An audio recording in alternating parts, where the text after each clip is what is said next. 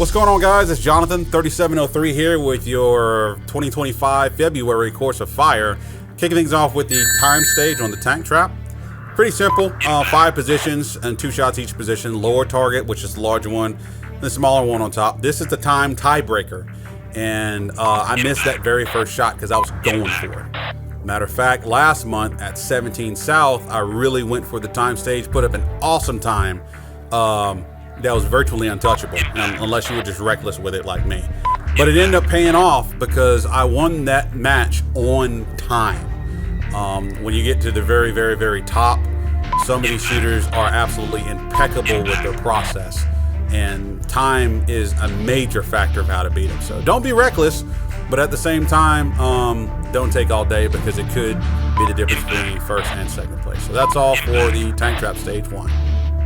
Stage 2, the ladder, we're doing 3 shots each, 12-round stage. I'm doing standing, kneeling, seated, and then on, prone, on, or beside the prop. So I probably should have run a little more magnification here. Made a win call, made a judgment. That wasn't it. Let me sit there and see if I can go back the other way for an impact. Didn't feel too good dropping 2 right off the bat, but it is what it is. So also, make sure you put your bag in the correct spot. There we go for a kneeling position. I believe this is a 2-inch target, which isn't terribly small, but it's not terribly forgiving either, especially if you have a little bit of wind. But pretty straightforward, whatever your method is for stabilizing yourself on the ladder. I know some people, they'll pinch the ladder rungs, or they'll kind of pinch over the side and go over the top of the scope. That doesn't necessarily work for me. I'm running an OG game changer and heavy fill. Rocking my patented mermaid position right there. I got one hand down, and that's why I run the wide bag that's super heavy. It makes the gun super stable where I can do a one-handed thing like this. Those of you guys that have the shot with me, you've seen me do this before. It looks a little bit wacky, but I don't have a tremendous amount of flexibility, so this really works out for me.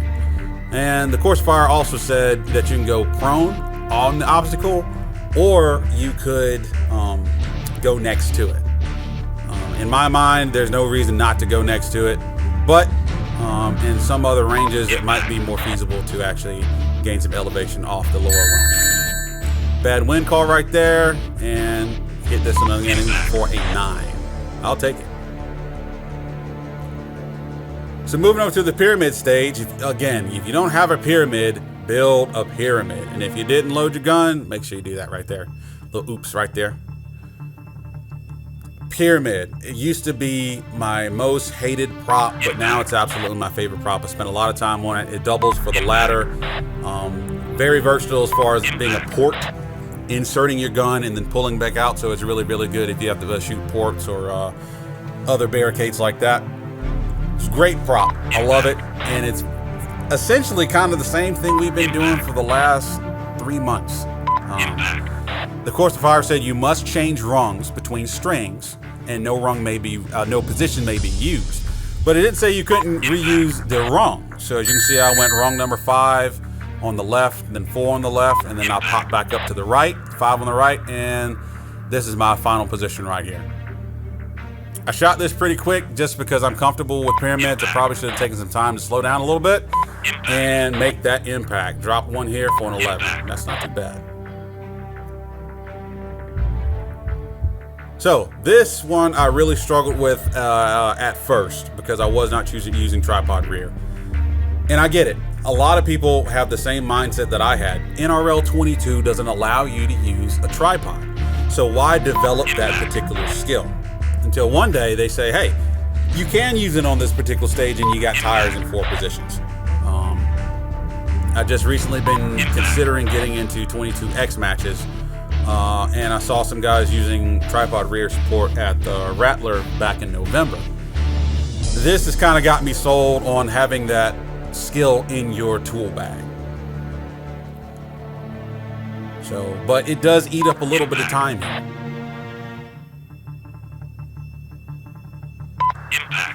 It's arguable which target is actually harder to hit, because that 1.5 inch, 1.5 inch at 75 yards, it's somewhat small as opposed to the 3 inch at 99 or 100. I think it's 100.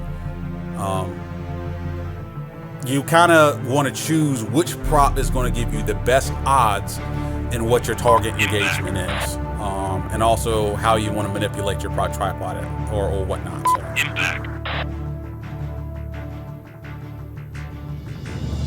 So we make this last impact, and now we get to go on autopilot because we shot a lateral barrel just last month at targets that were way smaller.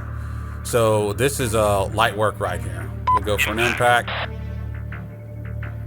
go for another one, and the last one with about 15 seconds on the clock. Not too bad for a clean. Last stage is a rooftop stage. Our rooftop is rather steep. But I did learn one thing though. In this particular stage, you only have one position, so it would be to your best advantage to take the time. Look at the timer. I got about 20 seconds in this position before I finally take my first shot.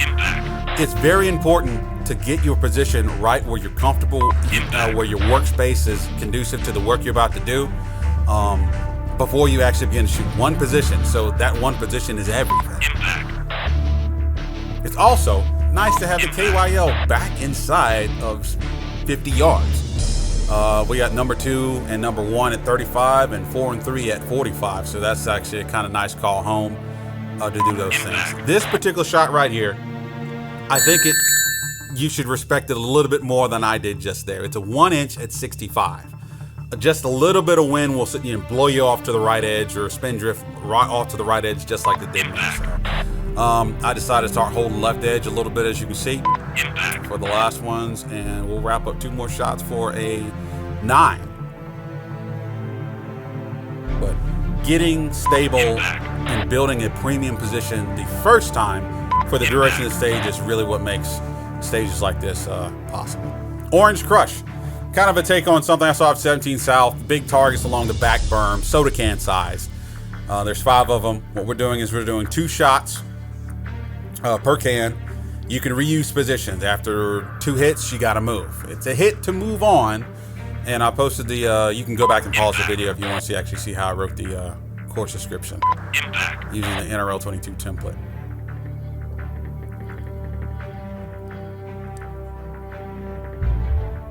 But standard stuff here. I'm running too many zoomies, so you see I have to go back to the left and then to the right to verify I'm on the correct target.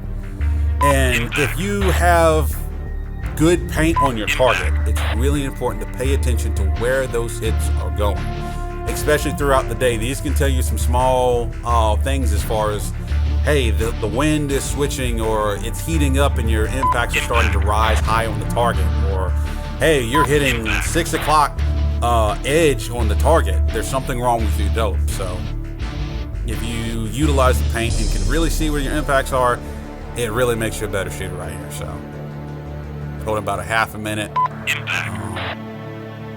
Pretty standard stuff. Overall, this was a lot of fun. I shot this multiple times. The first time I shot it, I only dropped 3, which I was very, very, very happy with. This one, I was kind of a little tired after setting up the course of fire, and just wanted to put a video out, show you what I do. But overall, it was a pretty good time, and we'll see how it goes at the match.